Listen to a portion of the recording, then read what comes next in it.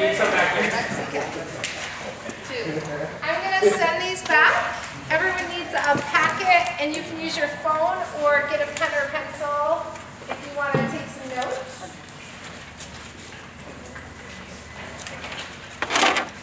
Who feels a little bit of relief having gotten their body composition done and out of the way?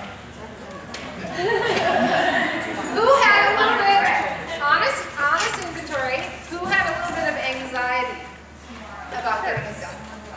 Only be honest. Hopefully by the end of the next 45 minutes, some of that anxiety will be gone. That's pretty cool. So let me introduce myself. It was kind of fast and furious this morning. I'm Sarah Lynn Baird. I am a biosystem engineer and sports nutritionist, also competitive athlete, former national record holder in the deadlift. Wow. The pure novice division in high school, probably not, there were 20 people in the country, but I still have a giant trophy of a man. It says Sarah Baird, national record holder. This was 1994. How much is the deadlift? Do I really have to tell you that? 385. Wow. So, yeah, I was big. I was about 10 pounds larger than college athlete. So this is something that I am really passionate about. I will no longer do challenges with spin studios. I refuse the business because it is horrifying for me to do the retests. Because people who spin, and nothing against spin studios, I teach cycling. I'm an athlete. I cycle outside. But if you do not weight train, you will not change your body comp. So I started a business 2 years ago because up until that point, if I wanted my athletes to be body comped, I had to go to USC, and I had to get them in a dunk tank, hydrostatic weighing, right? So do that. Or I had to pay $500 to get a DEXA exam. Who's heard of DEXA? So let's start off with body comp. How many of you have ever been pinched by a caliper? Okay, that's a crapshoot. I mean, it assumes equal distribution of body fat, and it's pinching you at certain points in your body, and it's hard, based on hydration, to have consistency. So nix that off the table. We have 3 gold standards of body comp. The number 1 best way to get your body comp tested, who knows what it is? The dunk tank. What you just did is better than the dunk tank. And that's according to USC and UCLA and Stanford.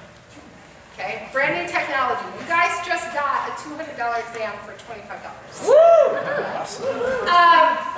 Hydrostatic is great, but it uses empirical or estimated lung volume. So what that means is when you get in the tank, you have to blow out all your air. Who's done it? There's a huge range and margin of error in the user's ability to do that. It also does not show you how much muscle is in each limb.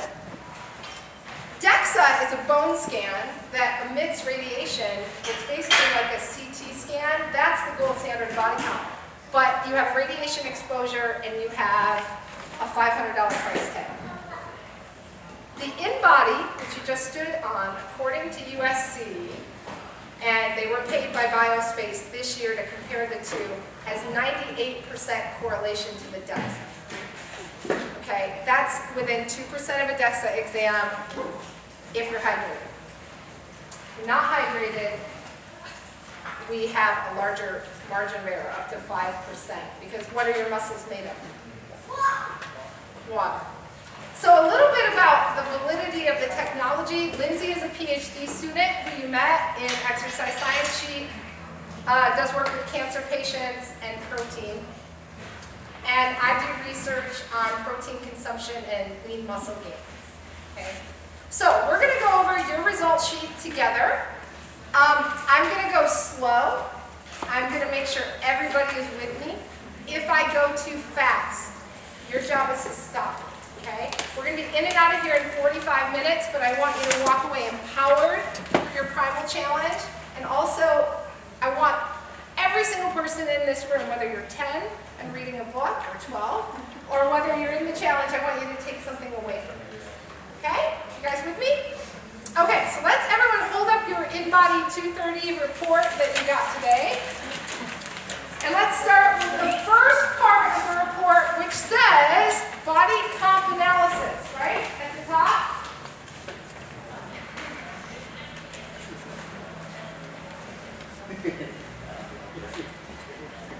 And you should see three things. You should see water and dry lean mass. And then, what does it say underneath that? Body fat mass. Here's the cool thing about the human body. You are only made of three things. That's it. Your dry lean mass is your bone and dehydrated muscle fiber. I'm going to say that again. Think of a sponge, dehydrated muscle fiber, and bone. So when you retest, as a scientist, I look at changes in dry lean mass because hydration does not influence that number. So you follow me on that? Guess what kind of scenarios in my office I see where people lose dry lean mass? Flash diet. Say it loud. Flash diet. Flash diets. What else? Not eating. Not eating. What else? Not working out. Not working. Lifting. That's usually stasis. Homeostasis. All cardio, depletion of lean mass, excellent. Or in our endurance athletes. Let me tell you, have you heard the word skinny fat? Yeah. Okay. I'm careful with this pejorative term, but you all know it. How many have heard it? I mean, it's kind of popular. No matter how much science we teach, people still think that if they don't eat, they're going to lose weight. You will lose weight. You will not lose body fat. We work with ballet dancers. We up their caloric intake 30%. They gain muscle and lose body fat. Women come in after I've been on a juice cleanse and I have lost 8 pounds. And guess where that loss is? It's not just dry lean mass. For every molecule, everyone hold up your fist, for every molecule of sugar in the muscle, you have how many parts water attached to it? 3, roughly 3 parts. So what happens when we deplete our body of glucose? The water comes out of the body. Doesn't the scale change? Have we lost body fat? It is a deadly, and the sad thing is, how many of you think agave nectar is good for you? Obviously, I've set up that question, right? How many, prior to me asking that question, thought agave nectar was good for you? Because you go to Whole Foods and it's made with agave. Who's heard of that? Come on, guys, who's heard of agave? Who would think agave is better than table sugar? Because the marketing has been such that you have heard that agave is better. Yeah. Agave is worse for you than table sugar. Look it up on Google. Type in agave nectar myth. Agave nectar, biggest marketing scheme of 2012. Okay? So we as scientists are up against this mountain of shit data and farce crap. And what I love about CrossFit is CrossFit from the get-go has aligned themselves with science, which I think the rep for Progenics just gave a shout out to Progenics. All right. Obviously, CrossFit has done their back work. So, does everybody understand that this is the breakdown of how much fat's on your body, how much dry lean mass, and how much water? Body fat mass includes organ fat, visceral fat, and intramuscular fat, which you will have post-40. So if you're over 40, the machine also measures how much fat's in the muscles. So you got organ fat, visceral fat, and intramuscular fat. You guys with me? Next section, which I think is the best section. So Go last. I have a question. Yeah. What does that mean for over 40? It just means that you get a little bit of fat in the muscle fiber. More than Little bit. under 40. Yeah, I'm just giving you this. Hormones. Right. But do you lose muscle mass as a function of age? Yes. No. You can't. Oh, no. No. I can send you 5 articles to show you that that is not true. They did a study of 30 master athletes. No, 30-year study of master athletes. No loss of muscle mass, and they were recreational athletes who swam like 5 days a year. If you lose muscle, it's a function of not using it, which is extremely, extremely good news for those of us who are committed to the work. The next section, Everybody, what does it say where you see a little graph? It says body comp analysis. Does everybody see this? This is the most important part, one of them. We use this technology in the childhood obesity lab at USC. And when we do health screens, we look at, are you a C curve or are you a D curve? So the first thing we're going to look at is we're going to look at the shape of your curve. So you have 3 rows. You have weight. What's under weight? So I know you're with me. Skeletal muscle mass. Skeletal muscle mass. What's under skeletal muscle mass? Body fat. Body fat mass. When I say, are you a C or a D, I want you to look at this line, and then this line, and then this line, and I want you to connect your dots. This is a D. Okay? Everybody see it? D? If you flip your paper over, you can see an explanation of what is a C and what is a D and what is not. The most important thing that I look at when someone's result sheet prints out is, are they a C or a D? And here's why. Let's take Anna. We're going to call her Anna, for example. Anna comes into my office and she has severe body dysmorphia. And she has starved herself down to very low weight. You guys follow me? You know people like this, right? Yeah. And her, let's say her weight is here. Her skeletal muscle mass, because she has starved herself, is well below average. She's actually at risk for being in early menopause because her pituitary gland has shut down. And as a result of that, her body fat mass is relatively high because her body is trying to conserve energy. Anna is a standard skinny fat. Her weight is normal. In clothes, she looks, you might say, thin, but she actually is in the obese range for the proportion of body fat to muscle mass on her body. Does that make sense? This is far more dangerous, in my opinion, than someone who comes into my office who has high weight, but a whole lot of muscle on their body, and they've got some fat to lose. Let's make this a small c. Some of you, I said, oh, you're a small c. The reason I said, oh, you're a small c, is because you are damn close to being a D. And that means maybe by June 28th, you're going to be a D curve. And that is the coolest thing, when people start off as a C, and then they end up as a D. Right? You guys follow me on this? It's so cool. And what's so cool is it doesn't matter if you're petite, or if you're a little larger boned, your graph may be shifted to the right or the left, but it tells us a lot. Now, that number at the top that says 100, that is something called mean, which is average. This is according to, and this is important, everybody listen, and the tape's got to get this. That is according to the American College of Sports Nutrition. That is the average weight, muscle, and fat for a woman or man of your height and weight, not age. So it's extrapolated down. Does that make sense, everybody? And then those other numbers on either side, what did they say? On the green. 85, and then what? 115? Those are percentiles, guys. Okay, you got it? So some of you are in the 150th percentile for skeletal muscle mass. Who's above 120th percentile in here for skeletal muscle mass? Give me big arms. I think you said I was. Look at your sheet. Yeah. Look at your sheet. I'm not picking on you. I'm sorry. I'm a bad teacher. I'm a bad teacher. So look at your percentiles. All questions are good questions, okay? So if you look at the top and you see the little numbers here, that shows you what percentile you line up in, okay? Does everybody understand? Any questions on weight, skeletal muscle mass, and body fat mass? Now I want to say one thing about skeletal muscle mass. So that's a good thing? To have a lot of muscle? The skeletal muscle. Oh, it's a really good thing. It's probably the best thing. Does that mean you have like so big bones? Like what does that mean? No, I'm going to break it down in a little graph. First, let me say this. Skeletal muscle mass here, if you have edema, which is swelling, that's going to show up as skeletal muscle mass.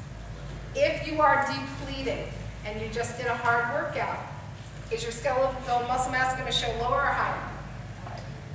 If you're depleted, because you've lost water. Those of you who drank a bunch of alcohol last night.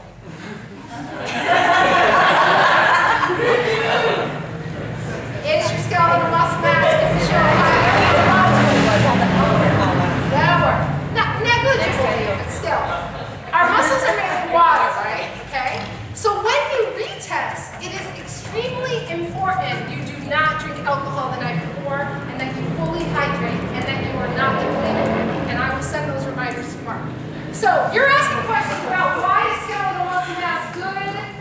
And I think these are really good questions, and the reason is, you all, especially you women in here, and I know this for a fact, you have judged yourself on what a scale says. And you are so pre-programmed to think, what do I weigh? Am I successful if I get on that scale in the morning and I weigh more, even if I know it's water?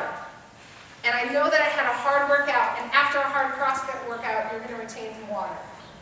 Even if I know it, I still judge myself.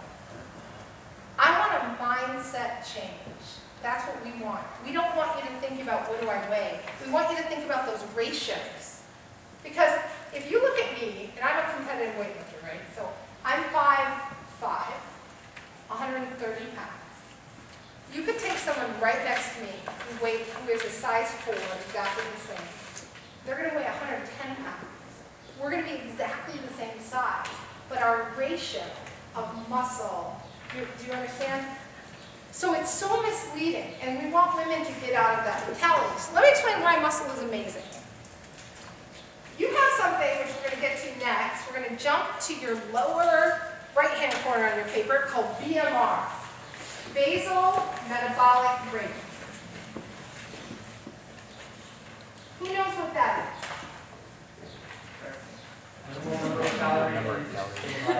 Minimum number of calories is the same life. Where did you find that information? I'm your packet, right? If you were in a coma, layman's terms, if you were in a coma, this is how much food I would give you in a feeding tube, right? Organ function. Now, if I were to put on 5 pounds of muscle, what happens to my BMR? So, as skeletal muscle mass goes up, you're a bigger engine. Think Ford 150 truck, right?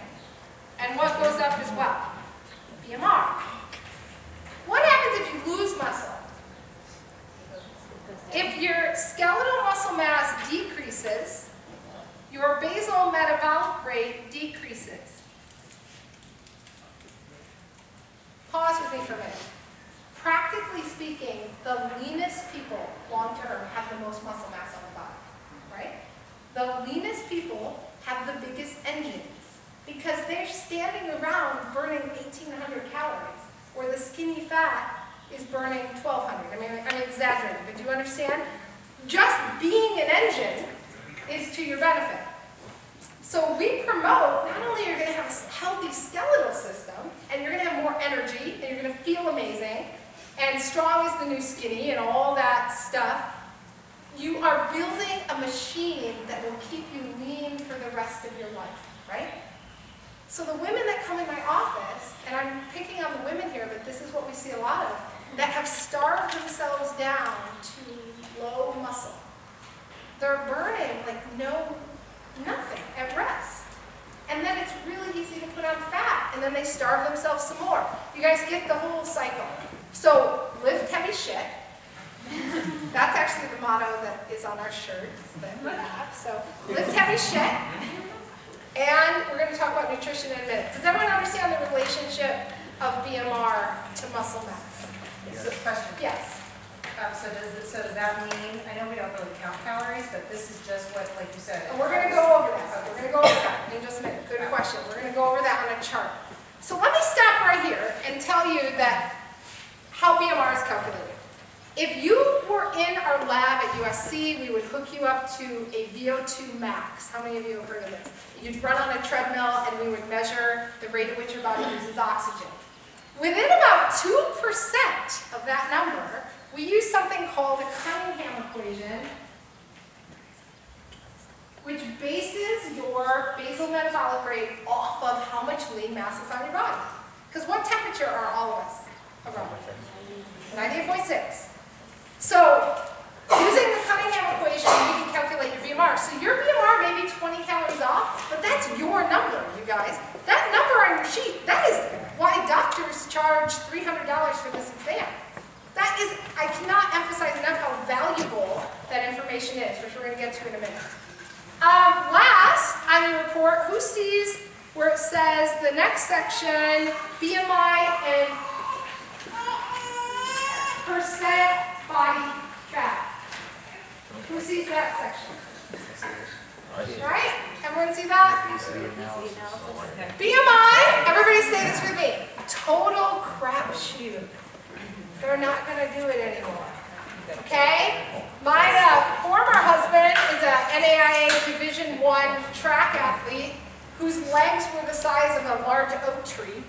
And he would go into the doctor and the printout would come out, you're obese, you should really try some exercise.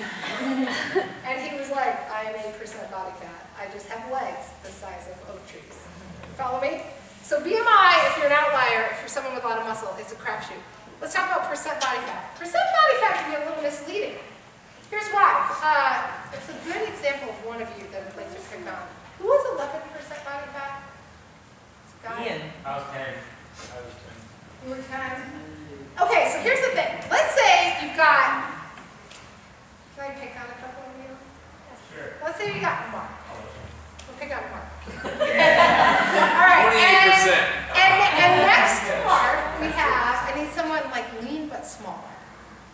Can I pick on you? No, you're a little too big. Ian, can you go stand next to Mark? Sure. Oh, he is a runner. Okay. Okay. So here's where percent body fat is misleading.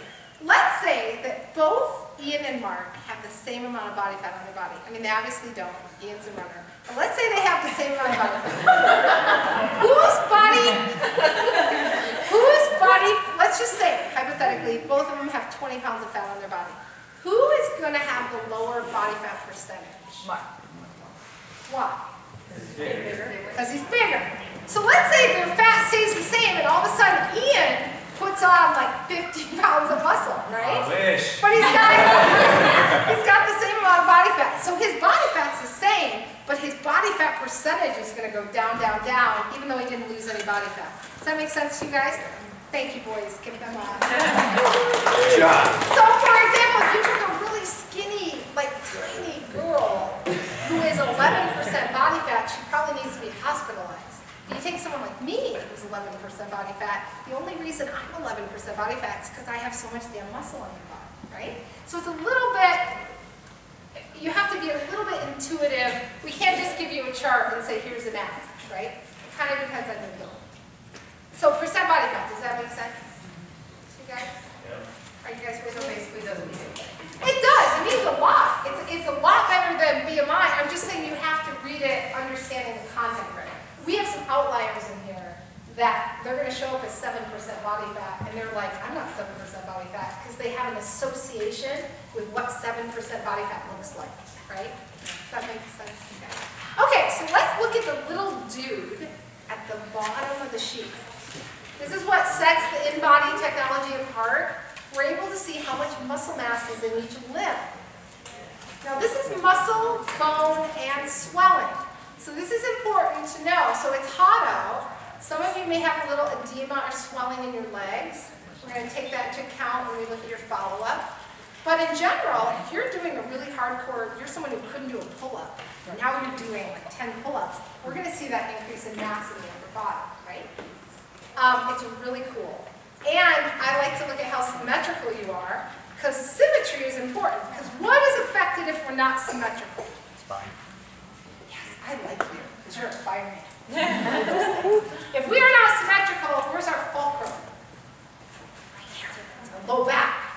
So if we are asymmetrical, or we have one side longer than the other, or we have developed more muscle on one side, it does affect those muscles in the spine. 90% of back issues have nothing to do with the back.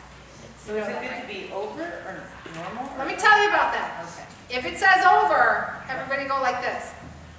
Whoop, whoop. If you're over, you have above average musculature for that area of your body. Now, some of our men, here's another problem though. Some of our men, and you can raise your hand, how many men in here have over in the upper body and it's normal in the lower body?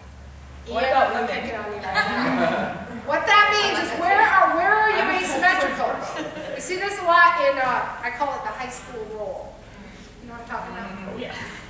I can bench this much. And then they end up looking like this. They're going to college, and their legs are like twins. They're like T-Rexing. T-Rex. Or not, no, that's when it's like this opposite. So yeah, so you want to be symmetrical. That's the point. And I like that little dude. I think it's cool. My friend who's an engineer made this results sheet, and I think it's really user-friendly.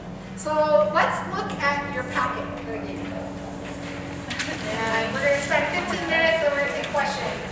And then everyone's going to know how to do push-ups. Okay.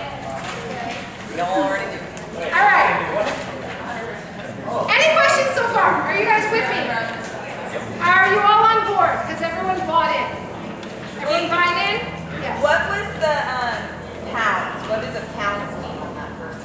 It says like 50, whatever, 6.8, what pounds? Pounds of dry lean mass, skeletal muscle mass. It's all the lean mass on the body. So not fat. Okay. So that's everything on your body that is not fat. Now let's say I had a gun on my leg.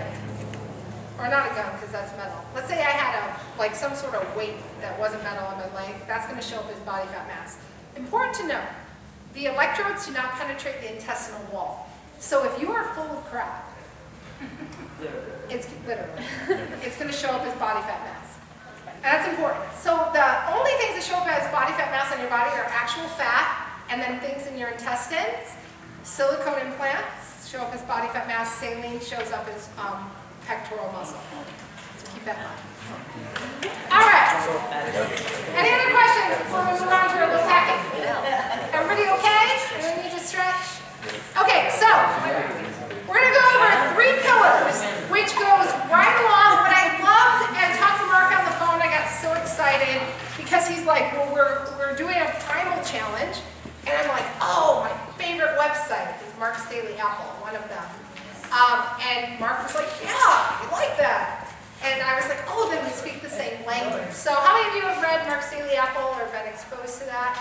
A lot of my friends, my partner, by the way, in my office is an editor for Muscle and Fitness magazine and Oxygen magazine. Her name is Michelle Spears. She's a sports nutritionist as well. And we know a lot of people who know him, right? So it's like all the LA connection. And he's legit. He's a really legit guy. So everything I talk about today is in alignment with kind of this primal, intuitive eating that you're going to do. But I'm going to give you some numbers. Because some of you, it's just good to know your numbers. I'm going to take your data and give it some practical nutritional application. According to the American College of Sports Medicine, what I'm speaking from a sports nutrition standpoint, not a nutritionist like a registered dietitian. There's a distinct difference, okay? You guys follow me? So I have a point of view. First page, we're going to talk about protein. The number that Lindsay and I both use, that I want all of you to use. Do not laugh when I'm doing this. I remember everything today but my eraser. I think We have one. Oh, that would be great. Very observant, guys. Okay, here we go. So, protein. How many of you guys have heard this equation? 1.3 grams of protein per pound of lean mass. And this is in order to gain skeletal muscle mass. How many of you have heard of this? Why don't I use body weight? Oh, thank you. Why don't I use body weight? Why wouldn't we use body weight, protein per pounds of body weight? Because that's not your engine. I like you. Are you a coach? Yeah. On Monday. Be there, 3:30. I like you. And she said it very, what's your name? Jillian said it very well. It's not your engine. This is a function of your engine.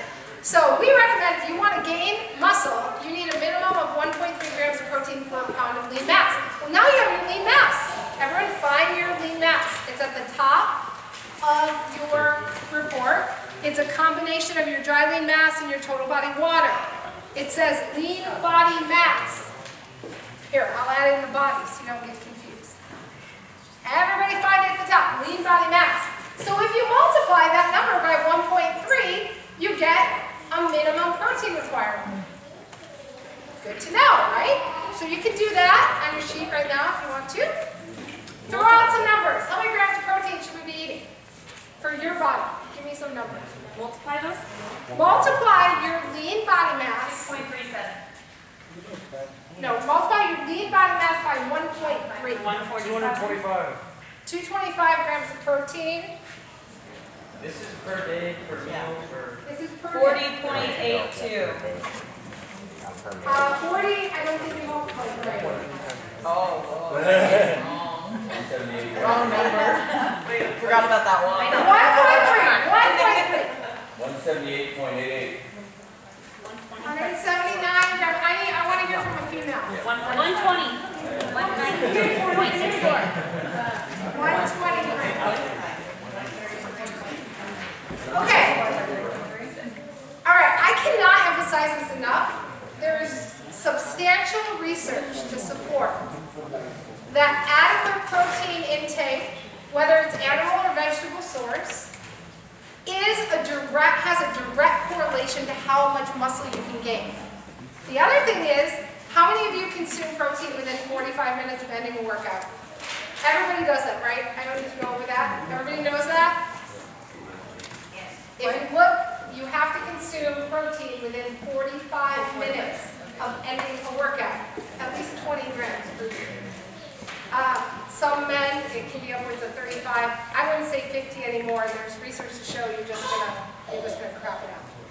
Okay.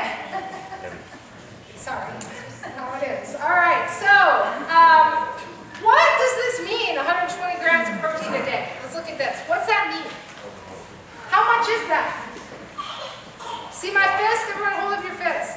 How many grams of protein is a piece of chicken as big as your fist? 20. 20? 24? 20 to 25 grams of protein. Piece of chicken this big. How many of you eat chicken like, give me some more fists. How many of you eat like 2, 4, 6, 8, 10 pieces of chicken, right? It's really easy to hit that protein goal, but you've got to make a concerted effort if you're someone who eats a lot of carbohydrates. So, the primal challenge, you guys are naturally going to be hitting these numbers. I just want you to have them. With me? No questions on protein. Do we want to stay at that number? No, that's minimum. Minimum. Minimum. Minimum. Minimum. And I put a little chart on there for you, for those of you who are on the beginning of the learning curve and don't know what foods have protein. Got a little chart for you. All right, turn the page, back of the page. So we save the paper.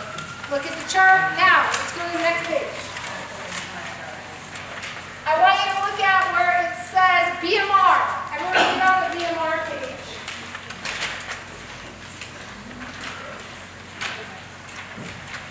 Now, I am trying to make this for you very non-granular, meaning I'm not trying to impress you with my knowledge. I want this to look like second grade, okay?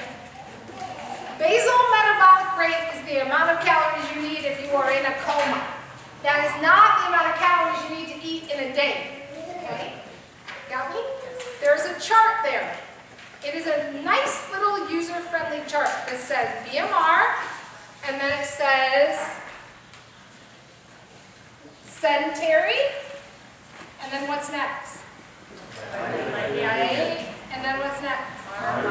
Moderate. Very. Okay. Now, I am going to make a hypothesis for all of you that works for most of our clients. Intuitive eating is the best way, which means you just cross out this chart and you just know your basal metabolic rate and roughly how many calories you should be eating, and you eat intuitively, which is what Mark's Daily Apple will teach you to do. You're eliminating certain foods like processed sugar, which we'll get to in a minute. Best way you can eat. Don't be a slave to MyFitnessPal. However, the caveat to that is you've got to learn how to eat intuitively before you can eat intuitively. You follow me? So even if it's 5 days of tracking and making sure you're somewhere around your calorie goal and then going into intuitive eating, you got to choose that for yourself. And I'm not here to be your nutritionist. I'm just giving you some options. Okay? What I've done for you in this chart should be very valuable. Here's what we're going to do together. I want you to find your basal metabolic rate in the chart. Now some of you are going to say, well, I'm between 15 and 1600. If you sit all day at a day job, round down. If you have a relatively active, you're moving around during the day, round up. So everybody find your BMR. I think I started, what's the earliest number I start with? 1100. And what's the most? 23. 23. Anyone over 23? Okay. Everybody find your BMR. Round up if you're active. And this is if you're in the middle. If you're at 1110 or 1120, you guys know to round down, right? I'm just saying if you're around 1140 to 1160, you could round up or down. I'm just saying if you're on the fence, let activity during the day be the deciding factor. Does everyone have their BMR? Yeah. Now, how many of you exercise over an hour a day? A CrossFit WOD counts as an hour because it's high intensity interval training. Your total workout time may be 16 minutes. That's going to count as an hour, okay? How many of you do over an hour a day? Who does roughly an hour a day? 5 to 7 days a week. 4 to 6 days a week. You should never do 7. 4 to 6. Okay. Let's start with all those people. Hour a day, working out, 4 to 6 times a week. Raise your hand. Who's in that category? Big hands? Okay, let's start with you guys. You're going to take your BMR. You're going to look at this sedentary number, which is your BMR times 1.2. You're going to circle it. Circle it. Circle the sedentary number? Yes. And this is where I have to do a lot of teaching in a short amount of time, and I'm not tailoring it specifically to one person, so I need you to really listen. This is what the research has shown in our office. If you are someone who works out 5 to 7 or 4 to 6 days a week for an hour, and you want to lose body fat, which I think there's a couple of you in here that should not. Most of you can lose body fat. This is going to be your calorie goal. And the reason is we're not going to add in extra calories for that hour of working out, and we put you in a deficit, but not too great of a deficit that you will metabolize your muscle mass. Does that make sense? So if you look at the success rate of our 1,000 clients or whatever, 95% of them do very well under those, prerequisites with this as their calorie goal. Now, some of you who are working out more than an hour a day, you're going to need a little more. Those of you that are running, 2 hours at a time, you're going to need more. And you're going to have to play with those numbers to find out what your body needs. The best way to do that is to get your body comp tested and look at your rate of change, right? So this is just a place to start for your challenge if you're someone who wants to look at numbers. I truly believe, though, that intuitive eating and just learning how to eat, how to be full, how to eat the right foods, and not tracking it all is the best way. But you should still know, if you're someone with a BMR of 1150, you should not be eating 2,300 calories. Okay? So there is a balance there. You follow me? Okay, so this is something we've given you as part of your challenge. It's extremely valuable. Any questions on BMR? Basal metabolic rate. So you guys get it. Everyone gets it. And you understand there's some, how do we play with it? What happens if I tell someone they need to eat 1,600 calories a day? This really happened. No, I'll give you the real numbers. Trainer, I love this story because there's a trainer, and he wanted to lose body fat, and I said, okay, but don't go below 2,100 calories, and we'll talk about macros. That's not 2,100 calories of sugar, is it? And that's not 2,100 calories of fat. It doesn't matter what those calories are made of. But I said, okay, with this macro ratio, 2,100 calories. He wanted to lose fat fast. This is a trainer. He put his damn self on a 1,200 calorie a day diet. And he came in, I kid you not, I used to carry around these reports. He lost 8 pounds of muscle in a month. Wow. He depleted, and now mind you, part of that muscle mass loss was the dehydration from not eating any carbohydrates. But he lost 1 pound of fat. One! Because he thought he could do it faster. He didn't believe me, that the body does not respond that way. Your brain does not know how much fat is on your body. Do you know that? So I could be 500 pounds, or I could be 5 pounds overweight, and my brain, if I'm not eating, my brain says conserve energy. It does not register, oh, you got some weight to lose. That's not how the brain works, okay? It's not how our DNA is wired. So everyone understand BMR? Okay, the third thing we're going to talk about, and final, if you turn your paper, and then we'll take some questions, is sugar, the deadly white stuff.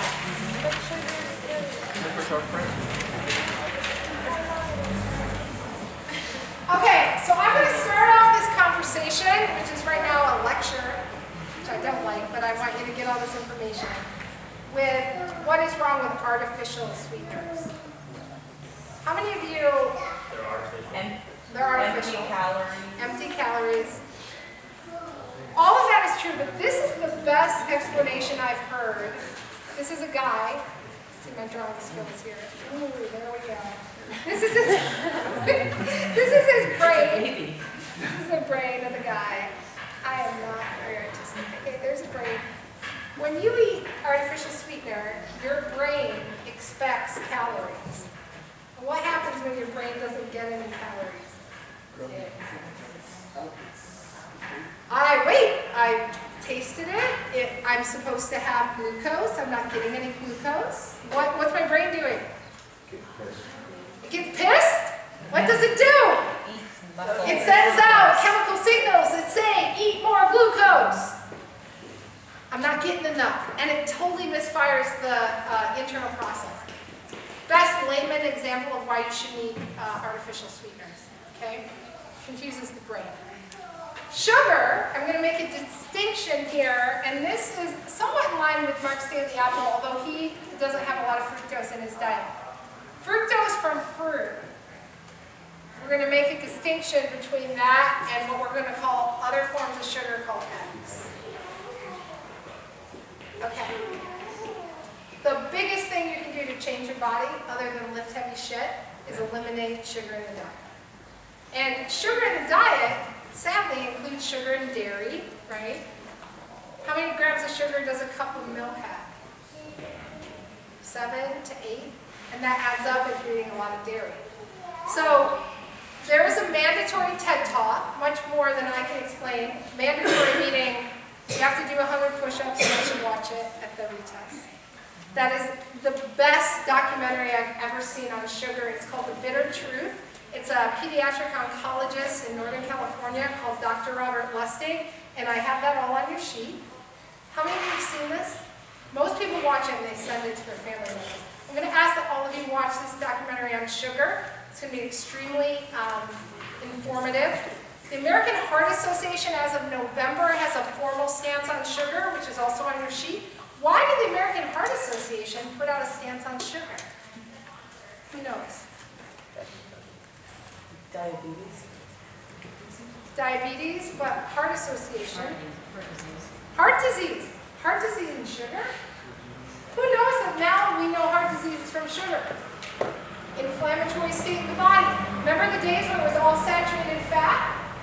Now it's you have a handshake there. They know that sugar causes an inflammatory state of the body.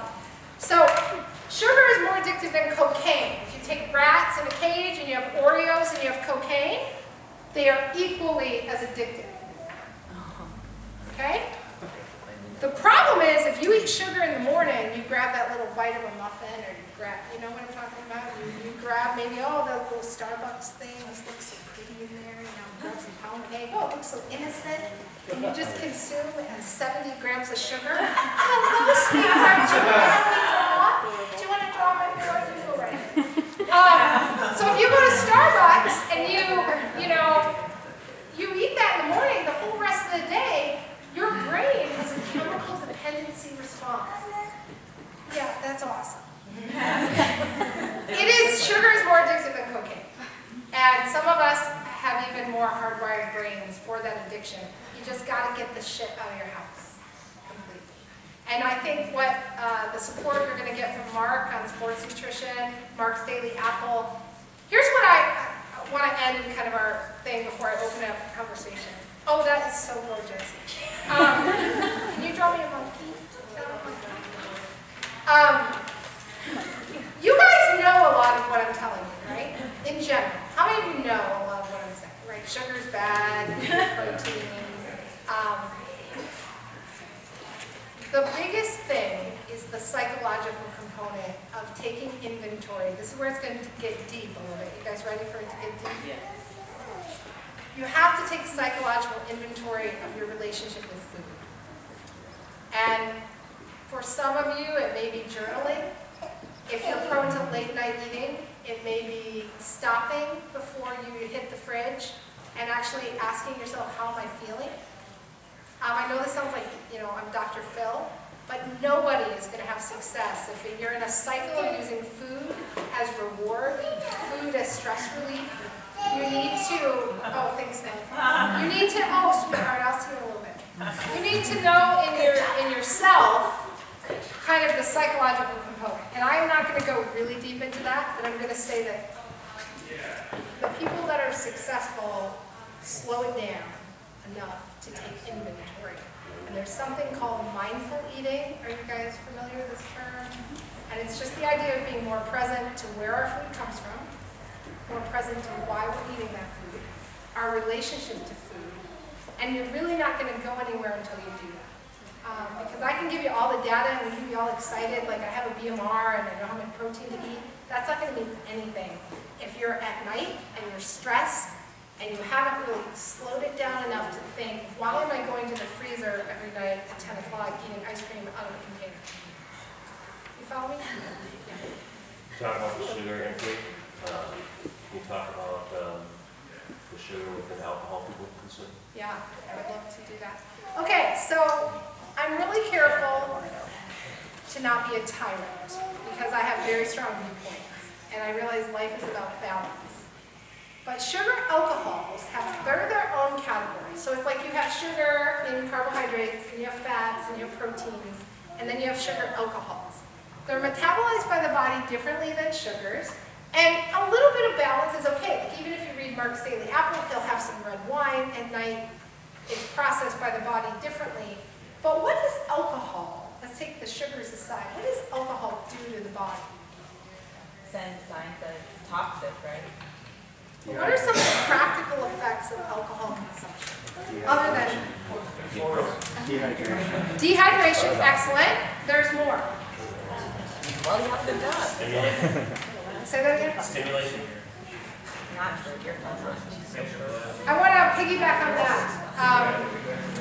Alcohol prohibits the development of muscle. Now I am synthesizing a lot of variables to make that statement. It's not complete. It is true. There are some other parts of it that I can't go into right now. But basically, regular alcohol consumption will inhibit muscle growth. Okay? It is a toxin. It is a socially acceptable, fun drug. It is legalized. I'm an athlete, so I have pretty strong views about alcohol because, yeah, it goes back to mindful eating and being mindful of ways in which we find stress relief. And I think part of getting out of our cycle of obesity is finding other ways to decompress than using substance, any substance, right? Food, alcohol, whatever it is, we use substance. And I think it's all interconnected. It's a little bit of my deep the deep connection. We do a lot of psychology. I should tell you all, like we're in my family living room, I had my first client this week that walked through my door and needed immediate hospitalization. And it was really hard because I was not prepared. I've had many clients with eating disorders, but they're always on the spectrum where they're not going to die today. And this one was going to die. And I was like, what the am I going to do? Because I can't alienate her, and I've got to get her to come alongside me so that she'll get help. So we take our job very seriously. We do these challenges. We love it. 95% of all of you, every CrossFit challenge I've had, you will have success if you do the diet and the lifting and the balance and the inventory, right? Every CrossFit challenge across Southern California, I've got one in Costa Mesa on Wednesday, 95% of you will have success. Success defined as gains in lean mass and loss in body. So can I get a whoop whoop on the tail end of hospitalizing my patients who has, she had 6 pounds of fat on her body and she's 5'7". And her arms were maybe as big around as my 2 fingers. And she looked like she was going to die. And yeah, so I'm sure we all know some people like that. So we talked about sugar, we talked about protein, we talked about basal metabolic rate, we talked about taking personal inventory of why you're eating what you're eating. I am a resource to you. I'm really busy, and so is Lindsay. She's a PhD at USC. But if you email me, I will get back to you if you have a question, for sure. Also, your coaches are going to become kind of your resident experts. They know a lot. So go to them if you have a question on your report. I will be here with bells on the 28th. If you guys cannot be here for the retest, I'm in South Pasadena. You're more than welcome to come to my office and retest at my office if you can't make the testing date. Let me reiterate 2 things from your session. You must wear the exact same clothing you are wearing right now, so look at it. Okay? You need to arrive hydrated to the retest. You also need to take a photograph of this thing, because I always have 2 people. I didn't take a picture of it. And we did write down your data, but I can't compare how much muscle you gained in your right arm unless you take a picture of it. Okay? You're going to bring your digital or your paper, hopefully paper copy to the retest, so I can do kind of a side-by-side comparison. Those retest appointments, Mark, need to be set up 10 minutes apart so that I have time to kind of talk to you about how you did and give you some feedback. All right? Any questions? What's the retest again? June 28th. Any questions? All right, so we're going to, no questions, we're going to popcorn a couple things, what you learned. Raise your hand. One takeaway that you have from this discussion. Don't tell me you guys don't have anything. We're going to stay here. One thing you learned. Or one thing that stood out. Lean body mass is where you want to have most of your weight. Great. Excellent. I need to eat 120 grams of protein a day. Excellent. You didn't learn one thing. Oh, I said I need to eat a lot of protein. Eat more protein. What else? Stay away from sugar. Stay away from sugar. What else?